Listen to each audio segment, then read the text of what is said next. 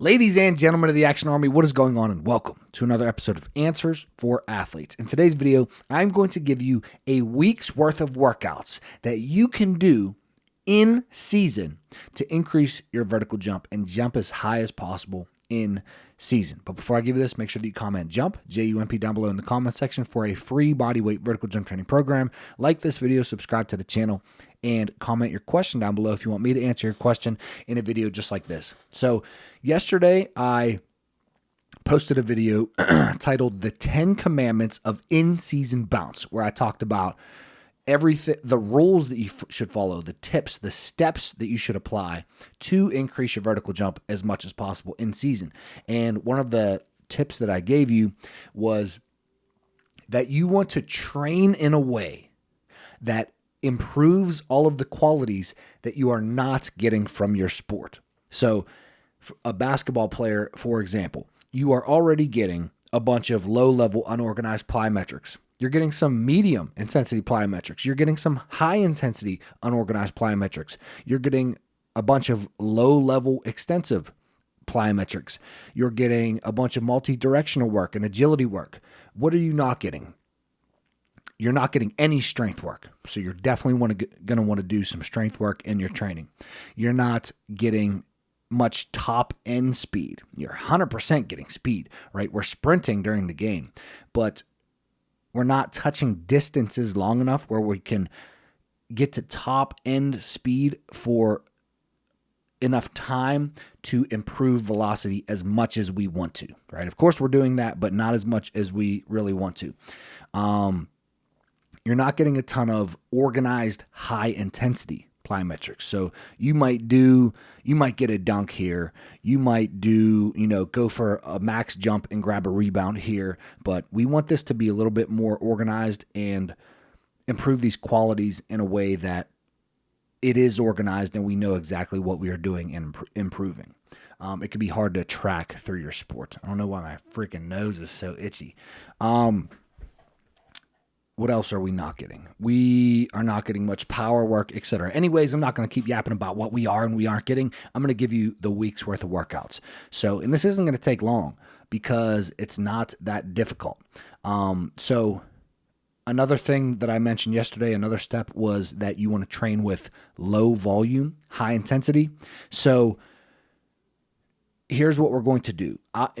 And realize that you're going to need to rearrange these workouts based on when you have games so that you are freshest for your games. But I'll talk to you about how to do that in 1 second. Let me just give you the workouts. I'll give you 3 high-intensity lower body workouts. And then realize that during your week, you might only hit 2 of these based on your practice and game schedule. So we'll start with Monday. Do any warm-up that makes you feel warm, right? So you can shoot around, you can play one-on-one, you can do some plyometric sequences, you can do regressions of the exercise that you're going to be doing in that workout. You can do lighter sets. If we're doing seated box jumps, you can work up to your max box jumps. If we're doing depth jumps, you can go lower intensity. If we're doing squats, you can do warm-up sets or build-up sets. Warm up in a way that makes you feel good for that session. Then, after your warm-up, I'll give you 2 plyos in case you want to do 2. You could do 1 to 2, right? So we'll do, on this Monday, sprints and max approach jumps. So we're going to do 40-yard sprints if you can. 30 is okay. 30 is good. If you already do a ton of sprints, like if your coach really makes you do end-to-end sprints as fast as you can, I'm talking as fast as you can, because looking at my high school basketball team, when we do gassers or we do 17s or we do a full sprint down and back, they're not sprinting as fast as they can. Right? No one, everybody's just running to run because the coach said to run. So in our training, you need to be sprinting at 30 to 40 yards as fast as you possibly can. We're trying to reach that top end speed to improve velocity. So we're going to do 5 sets of sprints. as fast as you can for 30 to 40 yards. Then we're going to do some max approach jumps. So this can be high object touches, this can be dunks, but what I want you to do is about 5 to 10 max approach jumps. Very, very low volume. Then after that, we're going to do 5 sets of 3 reps of squats at 60% 1 rep max, moving the bar as fast as possible. So we're working on that power, that strength speed aspect of the force velocity curve. Then we're going to do a barbell RDL, 4 sets of 5 reps with loads that it's not as heavy as you can. It's a little bit, it's not light. It's about, so let's say if you had a 5 rep max, about 60% of your 5 rep max. So, and if that's confusing you, just make sure that it is heavy enough for you to cause a stimulus, but light enough for you to move that weight explosively, move that bar explosively. So 4 sets of 5 reps of barbell RDLs. Then we're going to do 4 sets of 5 reps of standing calf raises as heavy as we possibly can. And that's it for Monday. Super low volume, right? On Wednesday, we're going to do a warm-up. Then we're going to do seated box jumps, 3 sets of 5 reps of seated box jumps. Then we're going to do, I lied. 5 sets of 3 of seated box jumps, 15 seated box jumps, making sure that you're resting enough in between to, really jump as high as possible. The box doesn't have to be as high as possible, but you have to be jumping as high as possible, either onto another box or jumping up and touching something high. So if you have a chair, you could do seated box jumps off of a chair, sit down, stand up, and jump as high as you can, touch the rim, touch a high ceiling, etc. Then we're going to do depth jumps, 5 sets of 2 reps, jumping as high as you can. And I want the box for depth jumps to be at a height, if you can choose. Some people only have 1 box. Some people are dropping off of a bench or a chair, so they can't change that height. But if you can choose the height of your depth jumps, I want you to drop from a height that allows you to jump your absolute highest. So normally, most people can jump higher off of a 12-inch box than a 6-inch box. So you drop off of a 12, jump up higher. Normally, you can get higher than dropping off of a 6 and jumping as high as you can. But most people can jump higher off of a 12 than they can off of an 18. So you kind of need to judge for yourself. Drop off of the box that allows you to get as high as you possibly can on that jump after the landing. So we have warm-up, seated box jumps, depth jumps. Now, we're going to do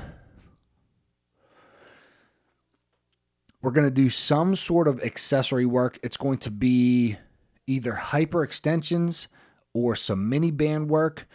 Let's say if you guys know what monster walks are, where you put the band around your ankles or your knees and you do monster walks or lateral side steps, I would say let's do 3 sets of 10 forward and 10 backwards. And then let's do 3 sets of 10 hyper extensions, and we're done for that day. Then on Friday, it's going to be the same exact workout as Monday. Sprints. So we got our warm-up, we got our sprints, max approach jumps, then we got our squat, hinge, calf raise, and then we're done. That is it, right? Super easy. Make sure that you're progressive overloading, and you could get crazy bounce with this week of workouts. Now, if you have, we had 2 main workouts, Monday and Friday. On Wednesday, we had sort of a minor workout. You really don't even need to hit that high volume. You could just do the warm-up, the seated box jumps, the depth jumps, and then, go to practice or go to your game or whatever. So the 2 main workouts, you're going to want to schedule around your games, right? And if you can fit that third workout in, that middle workout in, you can. So remember, like I said yesterday, combine the windows of stress. You are either going to do these workouts directly before your game, which if you're going to do that, I might lay off the RDLs and calf raises and just do the plyos and the squats. That'll actually make you feel pretty bouncy for your game, as long as you're not going like super heavy on the squats, which if you are going super heavy on the squats, that sometimes does make you feel bouncy for your game. But if you aren't going to do it before your game, do that the day after your game, right? do it at a time that is going to make you feel the most fresh for your games. So that's normally right before your game or the day after your game so that you have rest and recovery before your next game. So you can do it after your game. So have your game and then do that workout to combine the windows of stress. Except if you get a lot of minutes in your game and you're super fatigued, then, the plyos, you're not going to be sprinting as fast or jumping as high or moving the bars fast. So before your game is best or the day after your game is best, leaving enough time in between your next game. So, and then same thing for the other ones. So let's say you have a game. Let's say you have games Tuesday, Friday. You might just cut out that middle workout and just do the 2 high-intensity workouts on Wednesday and Saturday so that you have time to recover in between after those workouts. But yeah, that is a week's worth of workouts that you can do to increase your vertical jump in season. I hope this helped just a little bit. If not, dislike the video. But anyways, if you like the video, subscribe to the channel, comment jump for a free bodyweight vertical jump training program, and leave your question down below if you want me to answer your question in a video just like this. And I will see you tomorrow at 9 a.m. Eastern Standard Time. Peace.